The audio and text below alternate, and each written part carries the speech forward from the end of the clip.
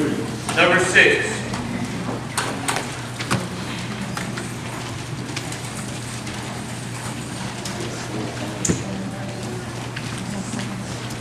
Praise the Lord, ye heavens adore him. Praise him, angels in the high. Sun and moon was before him. Praise him, all his sons of light. Hallelujah, amen.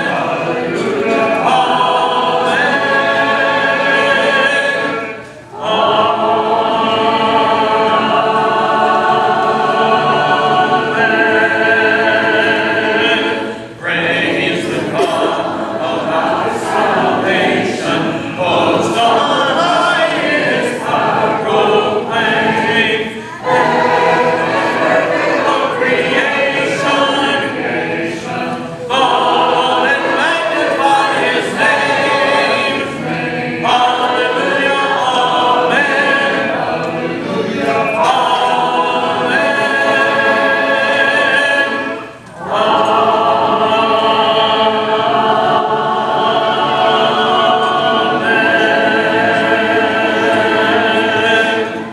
Number 19.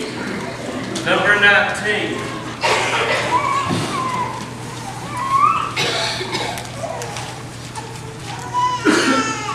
We'll sing the first, second, and last verses of number 19. O Lord my God, when I in awesome wonder consider all the worlds thy hands have made, I see the stars, I hear the rolling thunder, thy power throughout the universe displayed, and sings my soul, my Savior.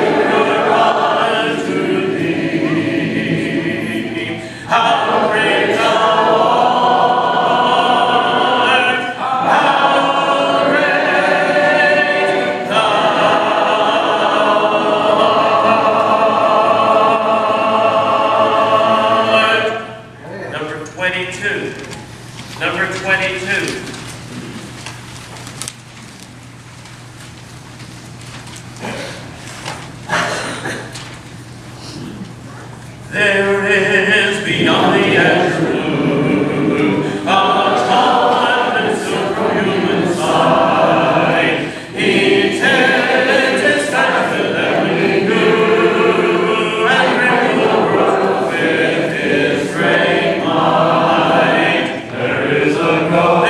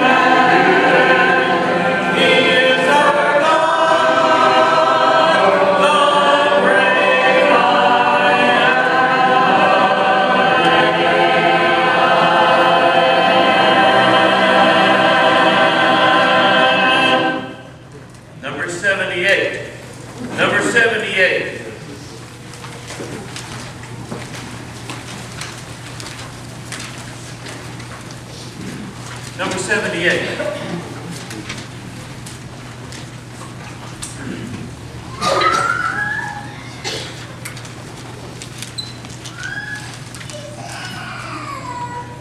For the beauty of the earth, for the beauty of the skies, for the love which from earth over and around us lies. Lord of all, to thee we raise this our sacrifice of praise.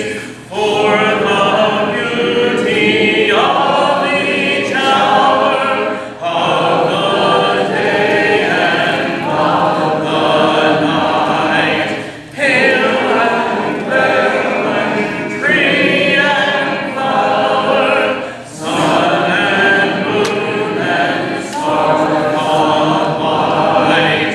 Lord of all, to thee we raise this our sacrifice of praise. Number 818. 818.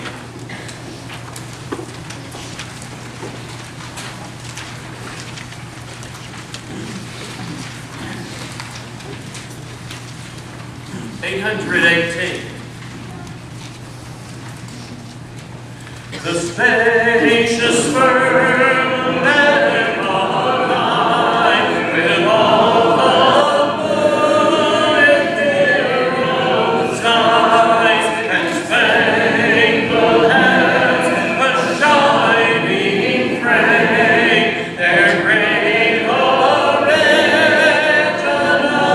proclaim.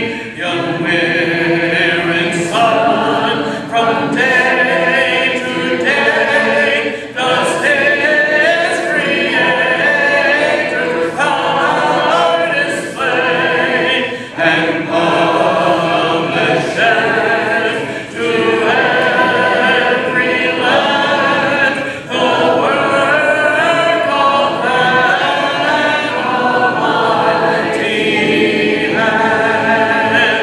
What though with solemn silence all around this dark terrestrial wall,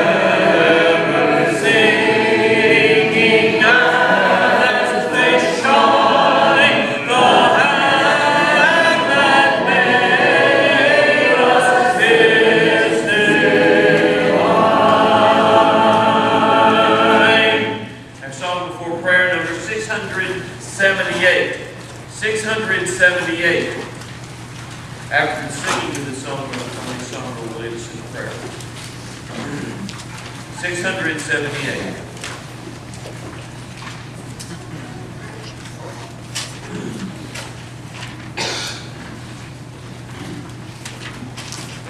Lord, we come before thee now, at thy feet we humbly bow. O good Lord, our sweetest day, shall we seek thee, Lord, in vain? Shall we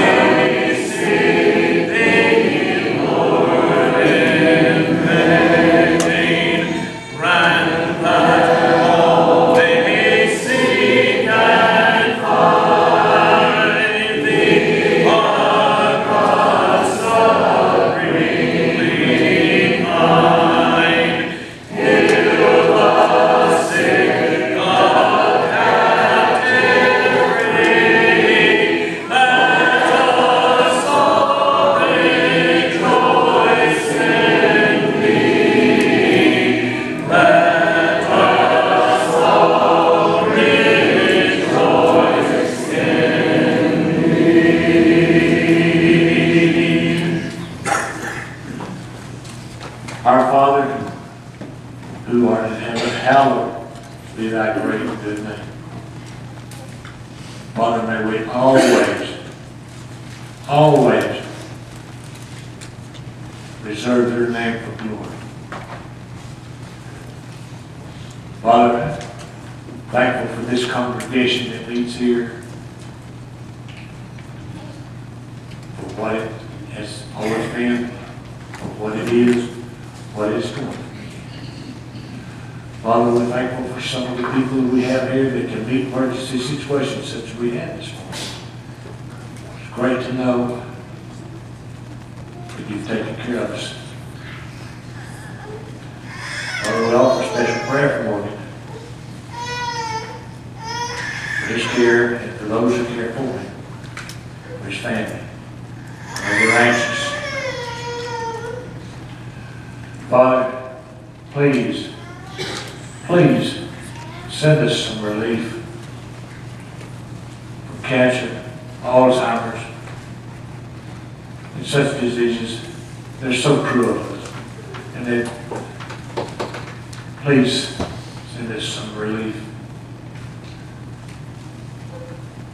Father, we're thankful that you give us Jesus.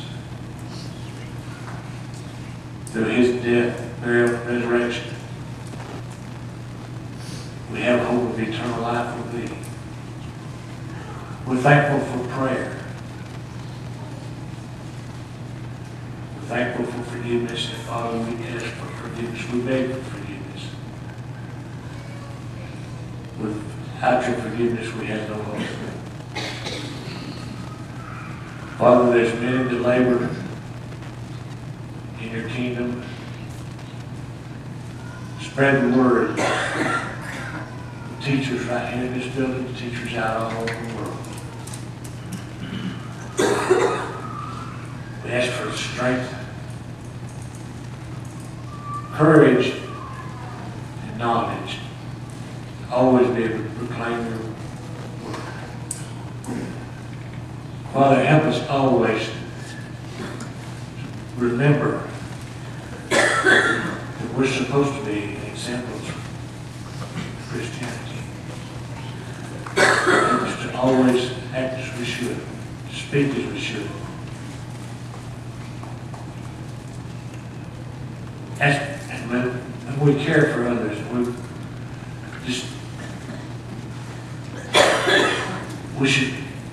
we always care for others. And help us to recognize things are wrong before we commit things that we should not do. Help us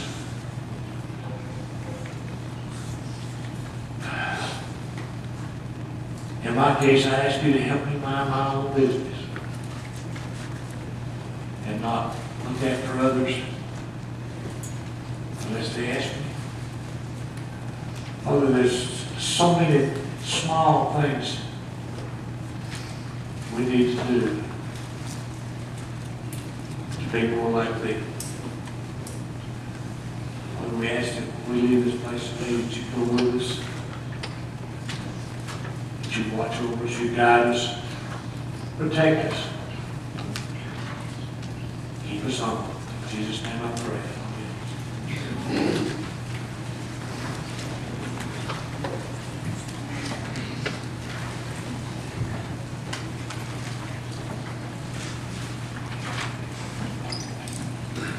Our reading this morning is from Genesis 1. In the beginning, God created the heavens and the earth. Now the earth was formless and empty. Darkness was over the surface of the deep. The Spirit of God was hovering over the waters. And God said, "Let there be light." And there was light.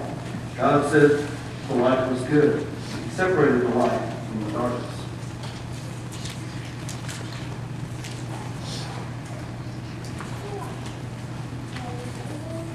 Number 328. 328.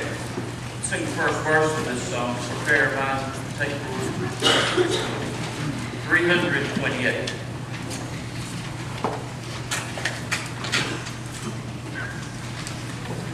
There was one who was willing to die in my stead, and was so unworthy I live, and the agony of the cross he was willing to tread all the sins of my life to forgive. They are nailed to the cross. They are nailed to the cross. Oh, how much he was willing to bear. With what anguish and loss, Jesus went to the cross, but he carried my sins with him.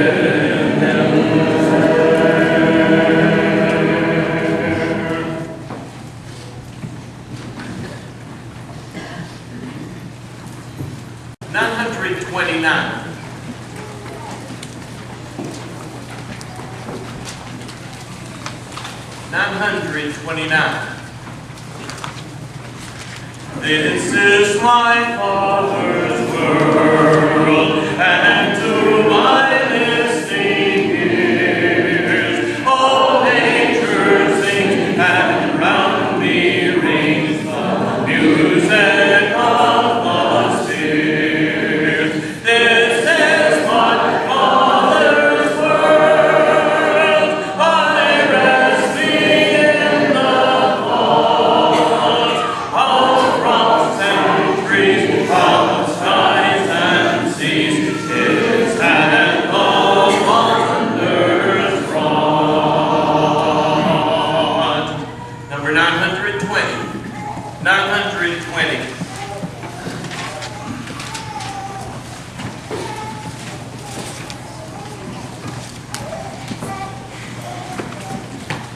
Morning, everyone. Good to see everyone here with us today, especially those of you who are visiting. We welcome you and invite and encourage you to come back at every opportunity you might have. Connie and I would like to ask you for your prayers. We are going to be starting our journey to Cuba on Friday. We'll be there for, I guess, a total of the trip, 8 days. So we ask you to be sure and keep us in prayers, and we will take your love and affection to the brethren there in Cuba. Hope you read the bulletin.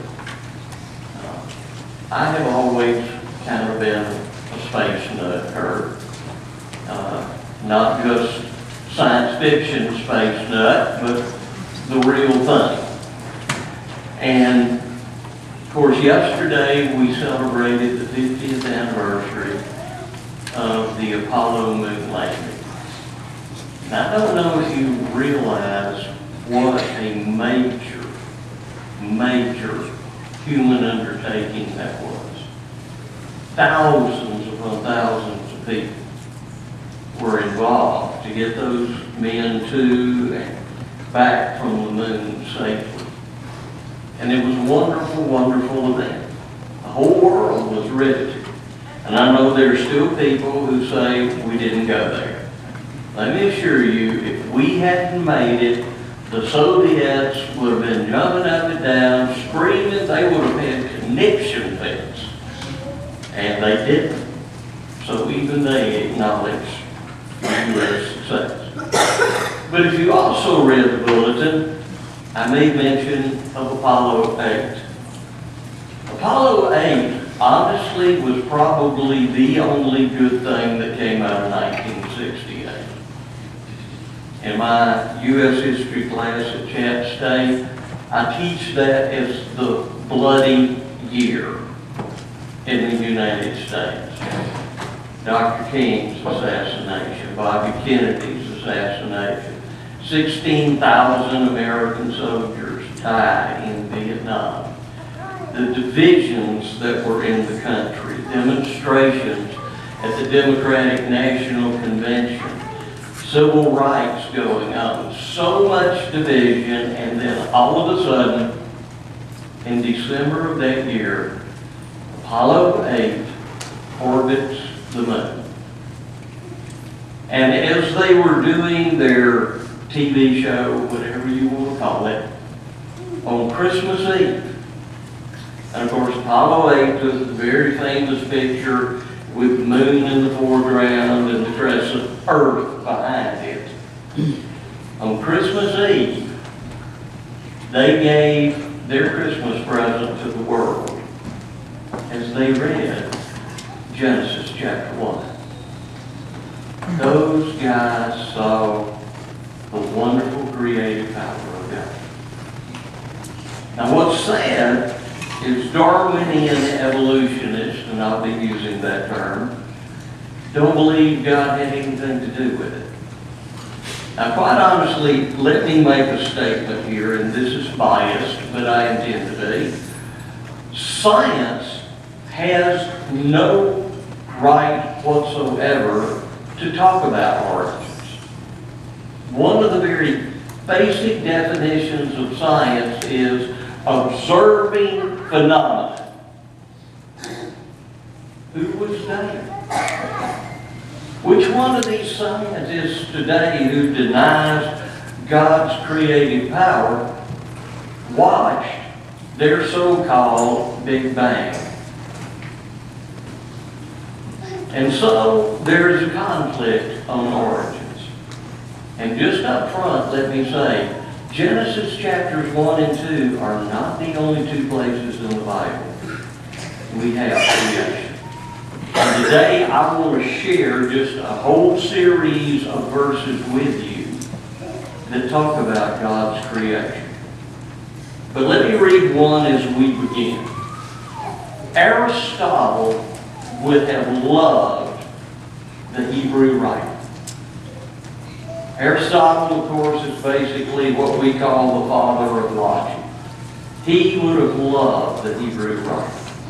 Chapter 3, verse 4. For every house is built by someone, but he who built all things is God. Look at the logic of that statement. This building didn't just happen. It didn't assemble itself. It didn't come together on its own. Someone had to build it. I know when I was talking about this on my first trip to Russia, I talked about an Aeroflot airplane. I don't recommend flying them. I think Lloyd will probably amen that as well. But anyway, I told the students that were there that day to say that the universe evolved is to make as much sense as a windstorm went through a junkyard. And when it got on the other side of the junkyard, there was a fully assembled working airplane. Doesn't happen. Doesn't happen. Everything has a builder. And the Hebrew writer tells us that builder is God. So other than Genesis chapters 1 and 2, if you have a pen and paper, I recommend writing these down. Because here we go, and I'm going to take them in biblical order, not necessarily chronological order. Exodus chapter 20 and verse 11. For in 6 days the Lord made the heavens and the earth, the sea, and all that in them is. Now this is an important verse. What was Moses intending to tell his audience at that time? And how did they understand his word? The Hebrew word for day is yom. Can mean a period of time. But always, when it is used either with a number designation or some other modifying adjective or adverb, it always carries the idea of a 24-hour period. 6 days. Not 6 epochs, not 6 billion years, 6 days. God made the heavens and the earth. That should settle the matter. Because either Moses told us the truth, or here we have finally found the mistake in the Bible that can cause us to question the rest of it. I'll go with Moses. I'll go with the reliability of Scripture, not the Darwinian evolutionists. 1 Chronicles chapter 16 and verse 36. I got this in the middle of the historical book. For all the gods of the people are idols, but the Lord made the heavens. Now let's realize and keep in mind the word that is translated the Lord is the word in Hebrew Yahweh, the one who is. You see his contrast? All the gods of the people are idols. They're images. They're something people have made. The one who is made the heavens. There's your contrast. Day and night. Someone real made the heavens, not something that people had made up. Nehemiah chapter 9 and verse 6. Again, a historical book. You alone are the Lord. You have made heaven, the heaven of heavens, and all their hosts, and the earth, and all things that are on it, the seas, and all that are in them, and you preserve them all. So God made everything. But notice God also is the preserver. He didn't just make a chaotic creation. You know, Isaac Newton really got into a whole lot of trouble when he said that God made a mathematical universe, but God made a mathematical universe. It's ruled by laws. Laws that God put into motion. And those laws are in effect, and they work. Even NASA, in its research, has tied into the laws that God put in the universe. Voyager. First human satellite, by the way, that left the solar system. First time humans made something that actually went out. Well, Voyager was made because scientists had figured the outer planets in our solar system, and poor Pluto got demoted, and I've just really been upset over that. But these outer planets were going to be coming around in such a way that if Voyager was lost basically in a straight line, that it would be able to get pictures closer than it had ever been made before. And it worked like a charm. Because God created an orderly universe and His laws govern it today. How about the book of Job? Chapter 9, verse 8. He alone spreads out the heavens. I mean, man, you just look at those things. New telescopes, and we're discovering new stars and planets we haven't even seen before. We probably don't even have a conception of how massive God's creation actually was. But it's amazing just to look up on a starry night. Job 26 and verse 7. He stretches out the north over an empty place. He hangs the earth on nothing. By the way, in the ancient world, if you're not aware of it, they either believed the earth was on the back of a giant turtle or some kind of giant human being was holding the world up. And yet we know it's free floating in space. Here's a pre-scientific fact. Before people had ever gone into space, and yet it was revealed to those people at that time. But then the biggie. Here you go, Darwinian evolutionists. This is the question they really, every one of them, Kurt, when you talk to your buddies, needs to be asked. Job 38, verse 4. God speaking to Job. Where were you when I laid the foundations of the earth? That one got to Job. He realized, man, I'm out of my league. I'm questioning the wrong person and everything else. But where were we when God laid the foundations of the world? Thank goodness He didn't create human circuit. He'd had them telling Him what to do and how to fix things. And boy, would we have made a mess out of it. God laid the foundations of the world before there were ever any humans. Psalms 8, verse 3. When I consider the heavens, the work of your fingers. Or Psalms 19 and verse 1. The heavens declare the glory of God, and the firmament shows His handiwork. We're learning this so much with modern science now. And notice I'm not criticizing science. I'm criticizing Darwinian evolution. If you've never seen some of the pictures that NASA has published, look at those things. There are constellations that look like comets, and there are constellations with all kinds of colors in them. It is amazing the universe that God has created. It is a masterpiece of artwork. You know, when we got back from Alaska, I really did everything I could to get some quality pictures of some of the things Connie and I saw. And you know what? They were pale to seeing the real thing.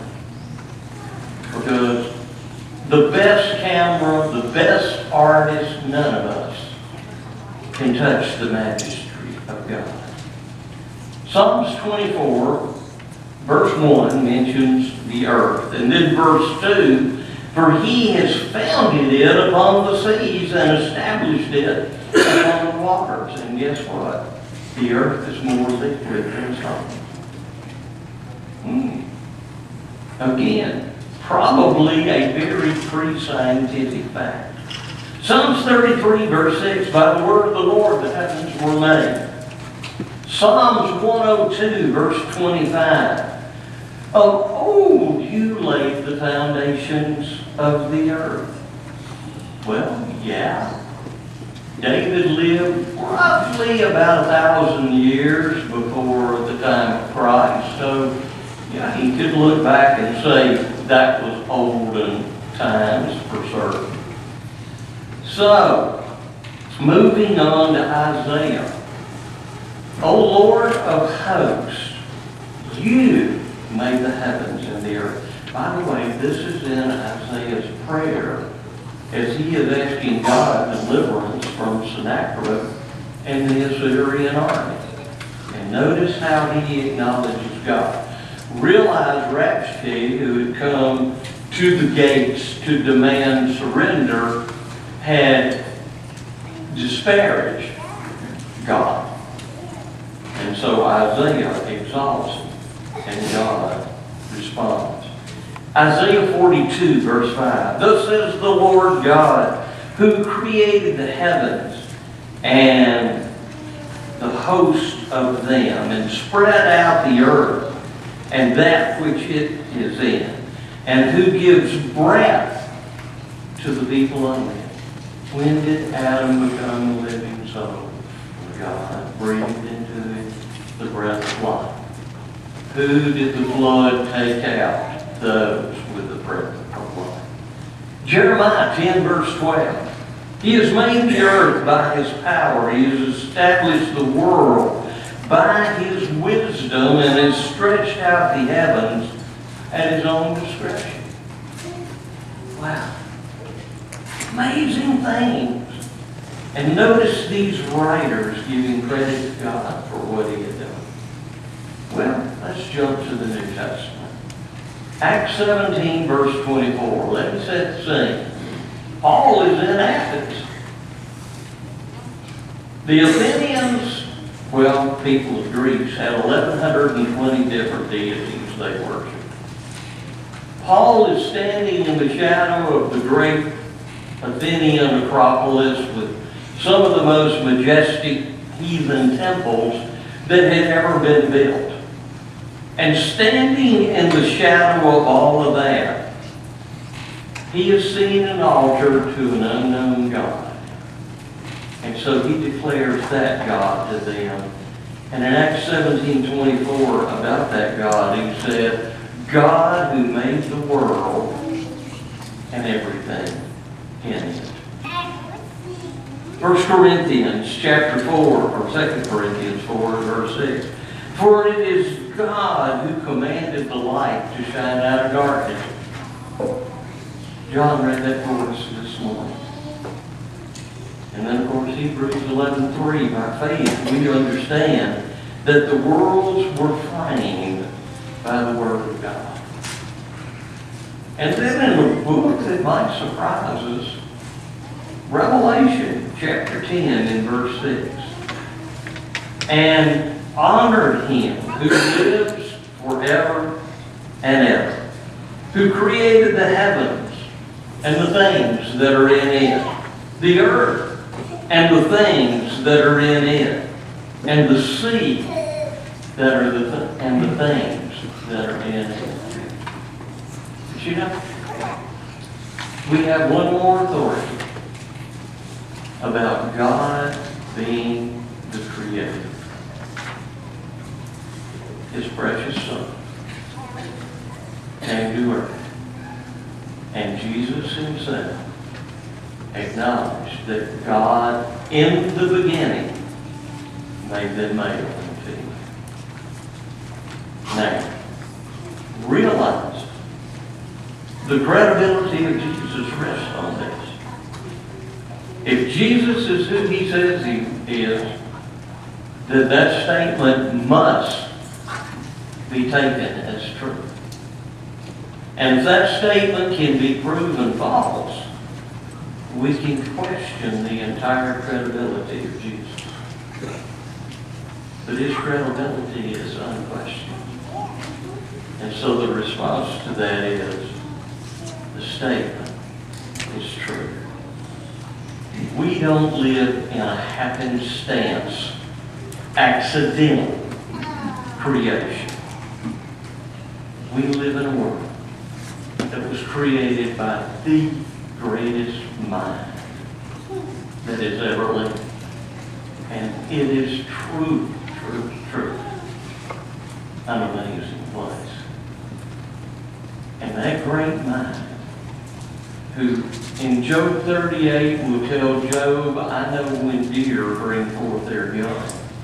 I know when young lions are hungry out in the woods. God, who knows that, loves human beings. And He wants them to be saved. So He sent His precious Son. By the way, we find out in the New Testament a verification of something in the Old. Let us make man in our image.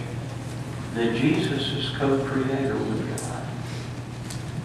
God sent the co-creator into the world to save the world. He died on the cross so we would not have to be lost. And so today, the creator of heaven and earth, the co-creator who died on the cross for you, invites you to come. To believe on Jesus with all of your heart, to repent of your sins, to confess your faith in Him and wash away your sins in the waters of baptism. If you're an erring child of God, you need to come back. He wants you to come back. So if you need to respond, won't you do so? Always stand here.